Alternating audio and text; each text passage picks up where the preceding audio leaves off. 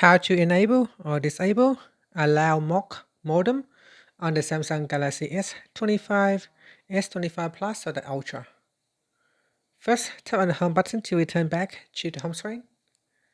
Then on the home screen, swipe down at the top to open up quick settings. Now in here, tap on the settings icon. Next, we scroll down to the bottom, then tap on developer options. From here, scroll down. Then tap on Allow Mock Modem. Tap on the toggle button to turn on or switch off Mock Modem. Here it says allow this phone to run Mock Modem service for instrumentation testing. Don't turn this on during normal usage of the phone.